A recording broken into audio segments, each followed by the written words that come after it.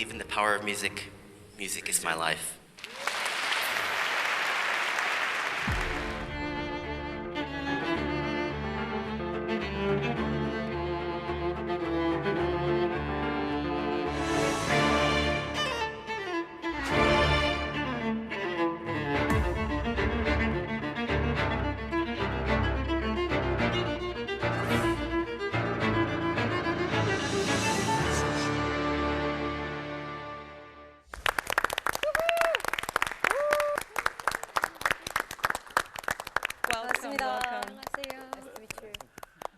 Hello everyone.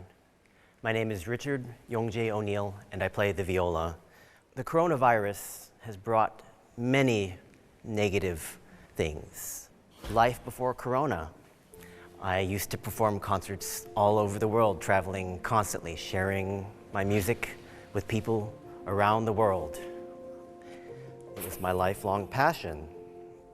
And then March happened, and a deep winter has come and frozen the musical lives of musicians all across the globe.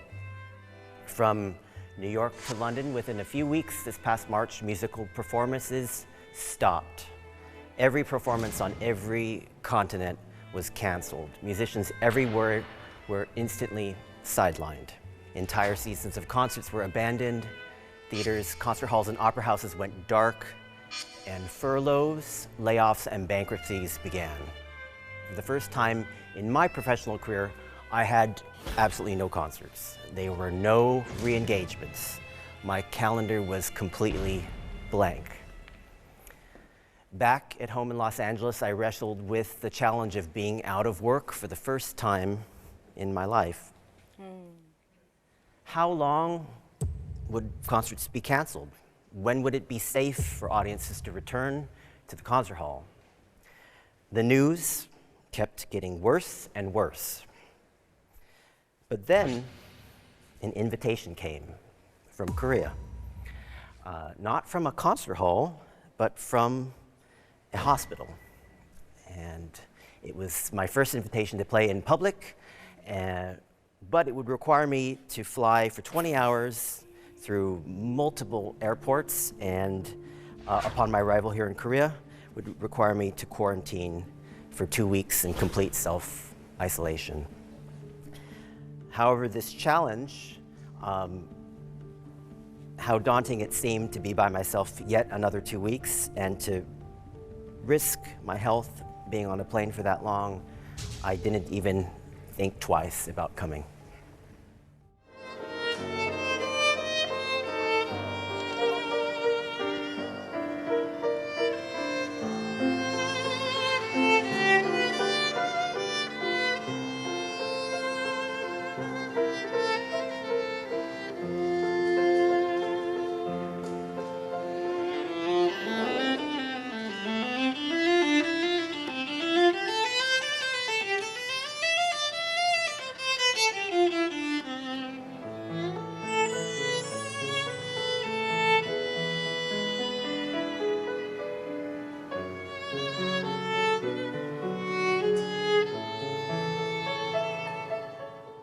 까만 마스크를 쓰고 계시는 모습이 되게 너무 다른, 좀 이상하게 느껴지기도 하면서 지금 우리가 살고 있는 이 현실을 그대로 반영하는 상징적인 장면인 것 같아서 되게 울컥했어요, 보면서. When you were playing in the hospital, I think you had like some tears in your eyes as well, but you still finished your play until the very end. What was in your heart, or what was in your mind in that moment when you played there? An overwhelming sense of gratitude, and a gratitude for the doctors and the nurses, and a gratitude to be allowed to make music once more. And that moment was very special. I'll treasure that moment for a very long time. Being in isolation for 2 weeks prior, this was literally the first day I was out of isolation. I don't know how many people here have gone through that experience, but after 2 months of being at home, being isolated, and then flying across the world, and then being isolated again, but with not the ability to go out my door, and I was literally locked in a room, you miss people, and so So for me to be back in that experience, back with people making music, which I feel like I've been born to do, it's my job, it's my calling, it was overwhelming.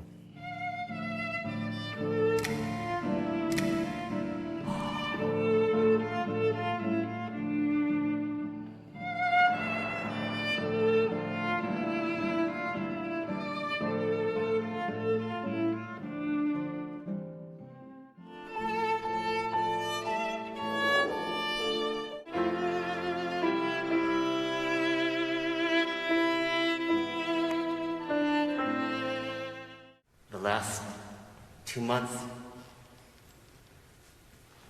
I've missed making music so much. The entire world is facing a terrible crisis right now, and I'm very happy, proud of Korea. I come from a multicultural family. In America, my mother, Lee Bok-sun, was adopted into the United States after the Korean War, after she was orphaned by my American grandparents, Perry and Mildred O'Neill. They raised my mother and myself as if we were their own family. Growing up in a small rural area of the United States gave me a firsthand perspective into the microcosm that is America, to be more specific, small town America. Racism in the United States has always been and is still a deep-rooted problem. For me, I was bullied and teased for my appearance, told to go back to my country, and most hurtful of all, insulted vicariously through my mother for her mental condition. It was hard not to feel like I was fundamentally different and not in a good way. I sought refuge and solace in my family, my studies, and music. Learning to play the violin at a young age, in music I found a place where I belonged. There were no judgments, misunderstandings, or hate, just pure communication. No matter how I was feeling, once I closed my eyes and I started making music, I could lose myself and escape. Within this year, I am witnessing a similar situation that I faced as a child. During this pandemic, harsh rhetoric, discrimination, and hate crimes against Asians have skyrocketed across the globe.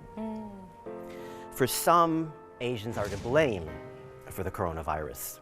Rather than viewing science, some have turned to hysteria and unsubstantiated claims. Instead of uniting and coming up with a global solution to the virus, we have fractured, devolving into blame and rage. Higher infection rates, and all at a horrific human cost.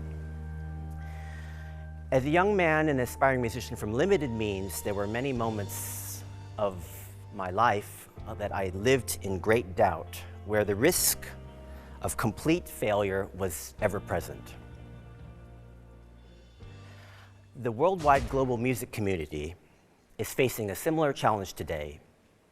Perched at the top of a dangerous precipice, frozen with severe restrictions and paralyzing parameters, some of our most beloved institutions are facing the existential crisis of our time, and we run the risk of losing even more of our beloved art institutions that have served and inspired countless generations.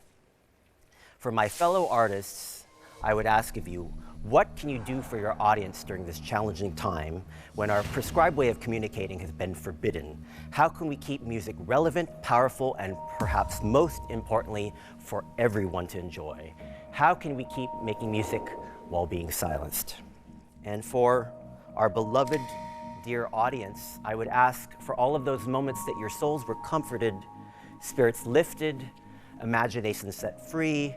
What can you do now to support those artists whom have shown you a glimpse of the sublime? Can you imagine your life without music? There is a real possibility that some of the artists that you cherish and enjoy might not make it through this crisis. So what do the coronavirus and music have in common? So what do the coronavirus and music have in common? Well, one commonality is that both affirm the interconnectedness of all beings, our inextricable bonds to one another. We are a global community, and what affects one of us affects all of us. Music is our universal language, and COVID is our shared burden. How will we overcome this virus together?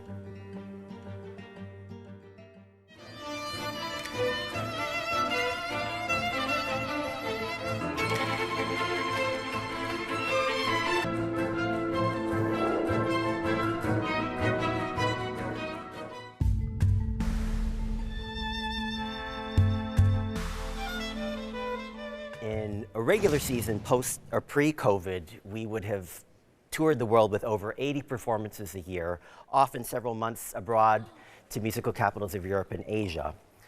What happened in reality is when I first joined the quartet this June, my debut with the quartet was canceled, and important performances for venues such as Lincoln Center were immediately canceled. Our month-long tour of Australia was immediately disposed of. Well, the solution that we've come up with as a quartet is live stream performances. Audiences can virtually attend our concerts from the safety of their own home with personalized Q&A sessions, in-depth interviews, close-up camera angles, and superior audio quality.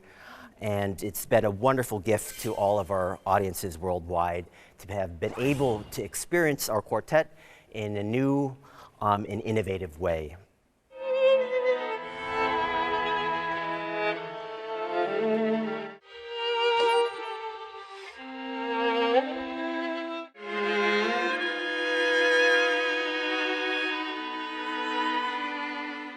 Another bright spot upon returning to the United States this summer was my return to academia. It has been a tremendous challenge to have online, in-person teaching this semester, which has had very, very many challenges, but has been deeply, deeply rewarding. While the experience has been very challenging at this time, the ability to work with music students is just beyond, and I'm so grateful. During this challenging time, I live with the hope that artists around the world will find a way to share their music no matter what obstacles they may face. Technology has made sharing music possible anywhere in the world. I ask all musicians to do their best to try and find their own unique way to share their music and their important gifts with their audience. Cataclysm and catastrophe are part of the human condition. As artists, innovators, and leaders, we must evolve or dissolve. Let us all take this moment to reaffirm the importance and power of music. Music is eternal, and its pure and potent message will always speak to people. We all need art. This is the time that artists must adapt to reach our audience. The need for music and culture has not been affected by the coronavirus. We must find a way to keep music and the performing arts alive. Nothing can replace experienced music live, especially in our great concert halls around the world. But we must not use this as an excuse to not find new ways to share our music. We are all in this together. This is not a zero-sum total match. This is our collective battle to keep the arts alive and relevant. Let's take care of each other, allow ourselves to challenge what we believe is possible and find new ways to bring music to people so we will emerge from this pandemic and the treasures of music will resonate for generations to come. This is not about the state of the arts in 2020. This pandemic is challenging the path forward for the arts everywhere. And in this new cultural landscape, post-COVID, how will we be better? Let's make sure that when it is safe to gather once more, that we do not return to what once was, but that we are more meaningful, more musical, more special than ever. This is the reason why I play the viola today. 음악'이 힘을 믿습니다. I believe in the power of music too. We all believe so. 우리 용재 씨가 비올라만 잘 하시는 줄 알았더니 말씀도 너무 잘하셔서 말씀이 약간 음악 같다. Let's support all of our musicians. You know, for me standing here today, how many millions of people are suffering, our young musicians that are just trying to enter their careers that have no opportunity right now. It's a desperate, desperate, desperate time, and it's been an emergency. So thank you for letting me speak. Thank you very 가지 much. 마세요.